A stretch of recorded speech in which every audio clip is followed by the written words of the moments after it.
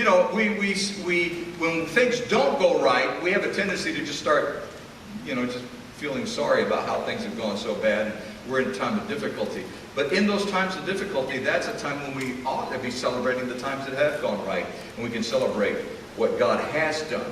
Not that we're ignoring the issues in our life. That's not true at all. We have to deal with those issues. But at the same time, we can celebrate what God has done. Secondly, God expects us to respond to Him by receiving His answers.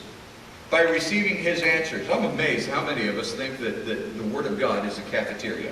And we can just kind of go in and say, oh, I want some of that. I like that. I don't care for that. Let me go get some of this. I think I'll try this. Ooh, this is, I don't want any of that. And so we do Christianity cafeteria style.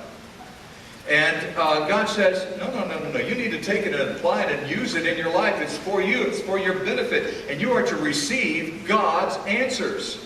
Now, even if you don't agree with God's answer, receive it and abide by it. Sometimes God's answer is not what you want to hear. Have you figured that out? Sometimes God's answer is not what you want to hear. Psalm 99 verse 8 says, O Lord, our God, you answered them. You were to Israel a forgiving God, though you punished their misdeeds. That was the answer. They didn't want that answer, but that was the answer. And they needed to receive that answer. They needed to accept that answer. So receive God's answers, even those answers that you're just not real happy about. It's God's best interest, or God has your best interest at heart. And His answer is for your benefit. This last week when I was dealing with those issues in my life where I was asking God to give me some direction and understanding what He wanted, the answer that I got was not the answer that I wanted to hear. But I will tell you right now, I'm so glad God spoke to me and gave me the answer, because now I know where God's going. I have a better sense, a better handle on what it is that God wants to accomplish in and through my life. Even though I could have wished for something different. But I know that God has my best interest at heart. And here's the other part of it. That God, when my life is right with God, then it affects other people's lives also. For example, it affects Marcia's life.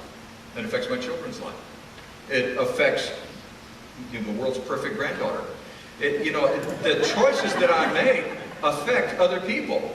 And if I don't make the choices that are right with God, then that choice is going to affect other people's lives. I need to be right with God and make those right choices. Only by your blood, and it's only through your mercy.